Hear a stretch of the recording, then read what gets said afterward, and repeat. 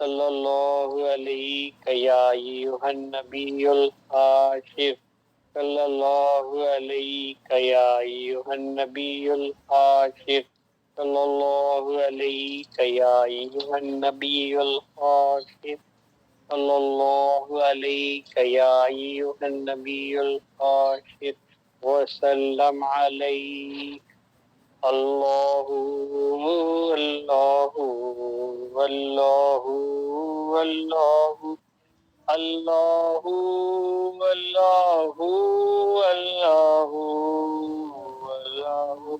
اللہ اللہ اللہ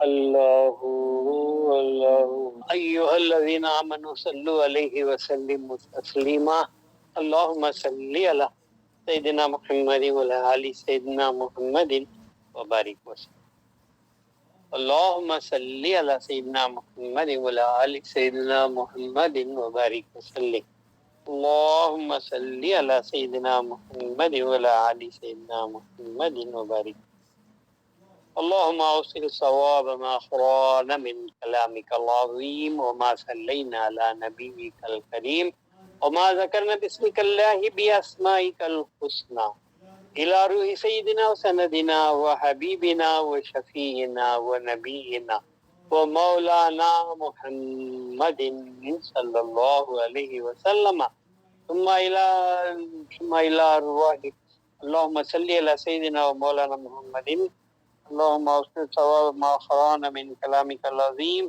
وما صلینا علی نبیک الکریم وما ذکرنا بسمک اللہ باسمائک الحسنى الى روح سیدنا وسندنا وحبیبنا وشفیعنا ونبینا ومولانا محمد صلی اللہ علیہ وسلم ثم الى جميع الانبیاء والمرسلین والصدیقین والشہداء والصالحین خصوصاً الى روح غوث ثقلین حضرت شیخ عبد القادر جیلانی رضی اللہ تعالیٰ عنہ ثم الى روح خواجگان خواجہ معین الدین چشتی رضی اللہ تعالیٰ عنہ ثم الى روح قادر ولی شاہ الامیر گنج سوائی سہروردی رضی اللہ تعالیٰ عنہ ثم الى ارواح سلاطین عربہ رضی اللہ تعالیٰ عنہ ثم الى ارواح کل شیوخ سلسلتنا خصوصاً الى روح جدی سیدی سید نوری شاہ رضی اللہ تعالیٰ ثم الى روح سیدی و مرشدی و مولائی سیدنا سید محمد عمر عامر کلیمی شاہ رحمت اللہ علیہ ورضی اللہ تعالی عنہ ثم الى ارواح والدین رحمت اللہ علیہما ثم الى ارواح الذین سبقونا بالایمان اللہم ربنا تقبل منا انک انت السمیع العلیم وتب علینا انک انت التواب الرحیم واعف عنا واغفر لنا وارحمنا انت مولانا فانصرنا علی القوم الکافرین اللہم ربنا سہل لنا مہماتنا انت تعلم حوائجنا یا قاضی الحاجات اللہم انصر من نصرنا اللہم اغذل من خذلنا اللہم استرنا بسترک الجمیل اللہم سخر لی اعطائی کما سخرت الریح لسلیمان ابن داود علیہ ولینہم کما لینت الحدید لداود علیہ وذللہم کما ذللت فرعون لموسیٰ علیہ السلام وخاہرہم کما خاہت ابا جہل لمحمد علیہ السلام بحق کافا یا عین صاد وبحق میم عین سین قاف ثم بکمن عمین فهم لا یرجعون ثم بکمن عمین فهم لا یعقلون ثم بکمن عمین فهم لا یبصرون ایاک نعبد وایاک نستعین فسیکفیکہم اللہ وهو السمیع العلیم والحمد للہ رب العالمین سبحان ربک رب العزت عما یصفون وسلام علی المرسلین والحمد للہ رب العالمین صلی اللہ علیہ محمد صلی اللہ علیہ وسلم صلی اللہ علیہ وسلم صلی اللہ علیہ